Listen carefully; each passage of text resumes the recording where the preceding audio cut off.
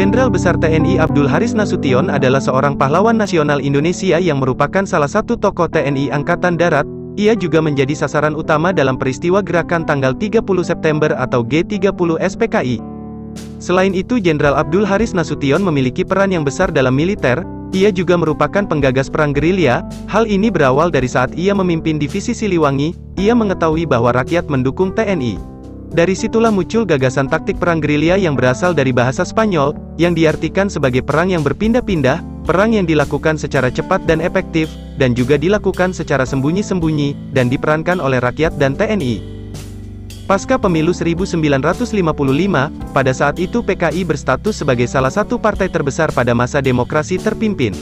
Basis massa PKI merupakan petani dan buruh. Mereka mengusulkan pembentukan angkatan kelima, yaitu unsur yang dipersenjatai dari kaum buruh dan tani.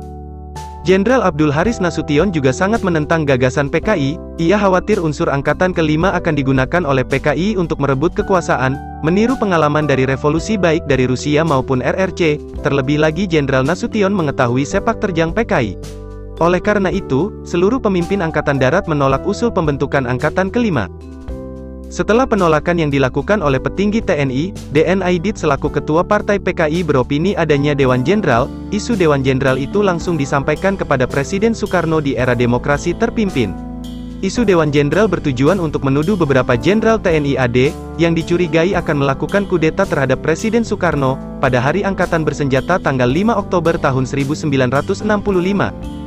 Hingga pada puncaknya, tepat pada tanggal 30 September tahun 1965, hingga tanggal 1 Oktober tahun 1965, merupakan peristiwa yang kelam bagi bangsa Indonesia.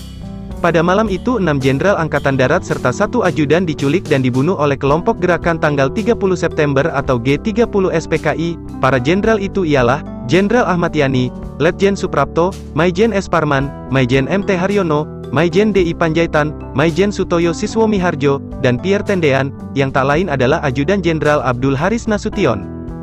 Hanya satu jenderal yang selamat dari target peristiwa berdarah itu, dia adalah Jenderal Abdul Haris Nasution. Jenderal Abdul Haris Nasution selamat berkat peran dari sang istri Johanna Suniarti, dan juga ajudannya Pierre Tendean.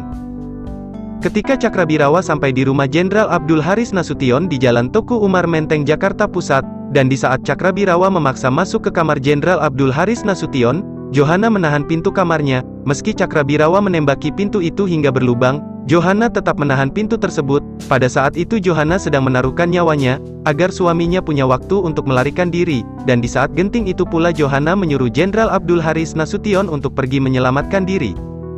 Lalu Jenderal Abdul Haris Nasution menyelamatkan diri dengan memanjat tembok samping rumahnya. Sebelumnya Jenderal Abdul Haris Nasution berusaha untuk kembali masuk ke rumah karena putrinya Ade Irma Nasution tertembak.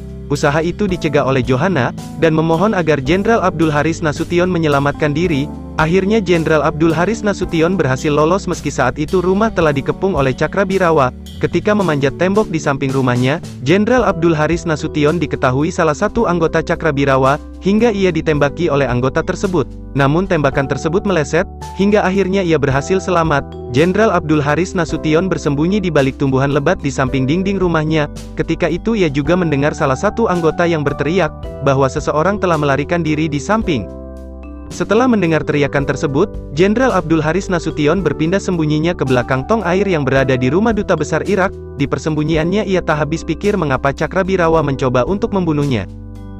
Dalam situasi yang sangat membingungkan, Jenderal Abdul Haris Nasution mencoba untuk pergi ke rumah Wakil Menteri Lemena karena berdekatan dengannya. Jenderal Nasution percaya bahwa Wakil Menteri Lemena tidak akan mengkhianatinya jika ia meminta bantuan untuk menghubungi Presiden Soekarno, dan menanyakan mengapa Cakrabirawa berusaha untuk menculiknya. Namun ia berasumsi bahwa usaha penculikannya saat itu akibat dari fitnah Dewan Jenderal sehingga ia didatangi oleh Cakrabirawa. Nasution mengaku berulang kali difitnah dalam laporan tidak benar yang diterima Presiden. Namun usaha untuk ke rumah Wakil Menteri Lemena diurungkan karena Nasution berpikir bahwa daerah sekitar masih dikuasai oleh Cakrabirawa. Akhirnya, Jenderal Abdul Haris Nasution memutuskan untuk tetap bersembunyi hingga menunggu pasukannya datang membantunya. Hingga pagi tanggal 1 Oktober tahun 1965, Nasution berhasil selamat dan belum menerima laporan terkait peristiwa yang terjadi padanya.